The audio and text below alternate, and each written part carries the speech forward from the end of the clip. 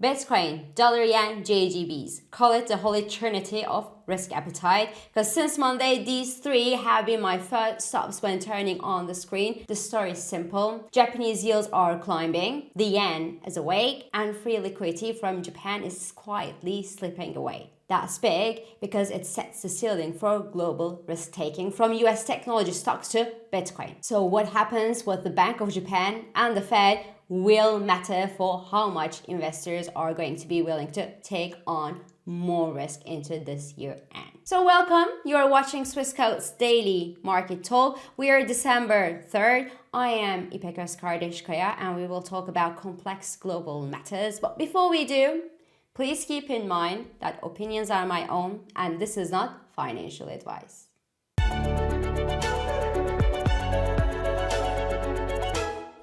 Believe it or not, Bitcoin has become the first thing that I look at when I turn on my computer since Monday, since it tells me about the risk appetite for the riskiest and the most speculative pockets of the market and not necessarily for hedging the current risk. Unsurprisingly, its correlation to the dollar yen has been notably close in the two sessions that actually follow the Bank of Japan governor Ueda's hint on Monday that the Bank of Japan was cooking a rate hike for the December dinner. This morning, Bitcoin looks better a bit. The Nikkei returned above the 50,000 psychological level, and the US and European futures are also pointing at a bullish start to Wednesday's session. Yet the pressure from the JGB, so the Japanese sovereign bonds, remains firm. I will say that again. The pressure from the JGBs hasn't gone anywhere. The Japanese 10-year yield is up to a fresh multi-decade high this morning, and that's no good news. Because as I keep repeating every day since a while, these levels for the JGBs mark the end of the Japanese free liquidity that has been propping the markets over the past decade. And so, as Japanese investors put trillions of dollars worth of funds in US treasuries, among other global assets, to get better returns. And above the 1.71% level for the 10-year JGB yield, the math doesn't work anymore. The Japanese don't get a better return outside Japan when you take the currency hedging costs into account. So the risk here is another episode of reversal of carry positions in the Japanese yen, where Japanese investors will sell their foreign assets and return to the yen, strengthening the Japanese yen and triggering a fresh sell-off across global financial markets, including US Treasuries. And the US Treasuries are the basis of the valuation models. This is what we use as the risk-free rate in pricing model. So it is big, it does have an implication. So if we summarize, the chain goes like this. The Bank of Japan hikes the interest rates, the Japanese yields climb further, the Japanese sell their foreign assets and repatriate their funds back to Japan, the yen appreciates, and the global financial assets depreciate. This is exactly what happened on Monday. On Tuesday, a strong 10-year JGB auction in Japan gave some relief to global financial markets, allowing the Bitcoin to rebound as well with the other riskier pockets of the market. But today, we are back to square one. The Japanese yields are pushing higher again. So if you follow the reasoning, we should see a cautious risk-taking and even a bearish session. So I come to believe that the biggest driver of the year-end sentiment may not be the Fed, but rather the Bank of Japan or the cocktail of Federal Reserve and Bank of Japan decisions. The Fed will certainly announce that 25 basis point cut when it meets next week. The ADP report from the US that is due today is expected to print some 5,000 new private job additions in the US during last month. That's a very, very low number, a number small enough, in fact, to back the December Fed cut. But Friday's PCE data from the US will hint at what will happen next. And given that inflation in the US is still well above the Fed's inflation target, that's 2%, if you forgot, we could hear a hawkish cut from the Fed next week that could eventually reshuffle the Fed expectations for next year toward a more hawkish stance. Right now, the expectation is that the Fed will be cutting the interest rate 2 to 4 times next year, but it has a greater chance to be pulled lower than otherwise, even with the announcement of Kevin Hassett as the next Fed chair who will be pushing hard for lower interest rates. But then will the markets play along? That will matter as well. Then, the Bank of Japan will announce its decision a week after the Fed and is expected to hike interest rates in Japan with an 80% chance assessed to that scenario. But Ueda, unlike Jerome Powell, will probably say that there is more room to go in terms of policy normalization and rate hikes in Japan. I mean, look, the Bank of Japan's policy rate sits at 0.50% right now, while the Japanese inflation sits at 3%.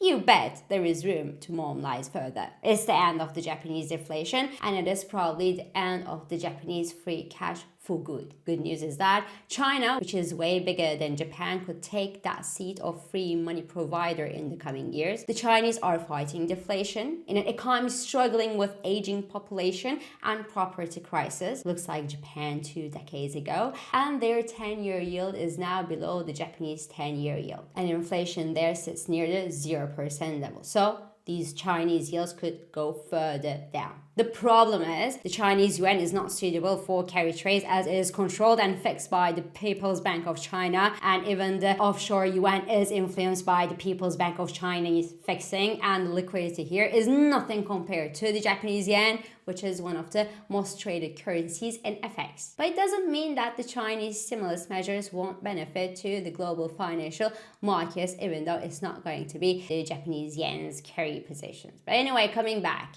The S&P 500 was slightly up yesterday. Nvidia made a positive attempt, though most of the session gains were rapidly given back, perhaps on fresh news that Amazon now also starts selling its own AI chips as soon as this week, called the Trainium 3 chips, to compete with Nvidia and Google in the hardware segment. Interestingly, the market's reaction to Amazon's Trainium 3 chip has been much more muted than to Google's TPUs last week. But wait until a big name like Meta, for example, ink a deal with Amazon for their chips. Because Amazon, like Google, has it all. Has a data center, has the chips. They don't have a Gemini-like chat buddy, but AWS supports training and deployment of AI models on its custom AI chips. And that's going to be an interesting business opportunity for Amazon. So I keep an eye on Amazon and think that is going to do great. But broadly speaking, I fell on an interesting Bloomberg article and separately on a visual capitalist chart yesterday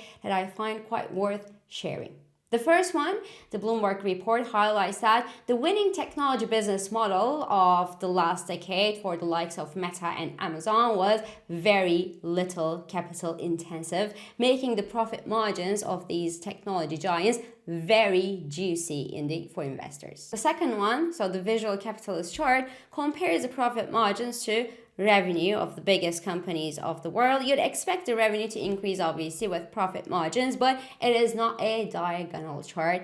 Some companies make more revenue with higher profit margins and others less. And guess what? Your so far capital light technology buddies are obviously among the most profitable companies of the world for being capital light. But that changes with AI these days. These companies invest heavily in data centers today and chips to play the game, and the latter has been eating into their free cash and may soon eat into their profit margins as well. Now the good news is that margins won't collapse overnight, but the bad news is that the direction is pretty clear. AI is rewriting the cost structure of big technology. The cost will be recurrent because the technology rapidly gets updated, and you always want to have the most cutting edge, the latest technology if you are among the big technology giants that are leading the technology game, and that comes with a cost, and a cost that investors will eventually have to pricing. And the size of the pricing will obviously depend on the yield, so we are turning in circles as we use that as the basis of the pricing model. So the lower the yields, the higher the valuations, but the yields today are under positive pressure, so all eyes are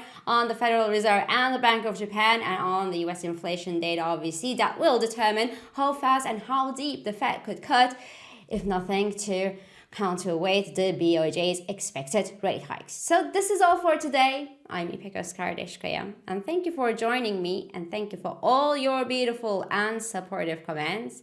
I hope this episode of Market Talk has been helpful and it has been insightful to you. So please do not hesitate to leave your comments, your reactions, and your questions below as usual. Follow us on Instagram, on X, on LinkedIn, but also on WhatsApp, Threads, Telegram, and Blue Sky for regular market updates. Subscribe to our YouTube channel for daily market comments, and please don't forget to hit the like button on these videos to let us know that you enjoy them. So I will meet you again tomorrow, and until then, good day trading. Trading and investing carry risks, including capital loss. CFDs in digital assets are volatile and not suitable for everyone. Swissquote assumes no responsibility for accuracy or losses from its use. Products and services are offered only where legally permitted.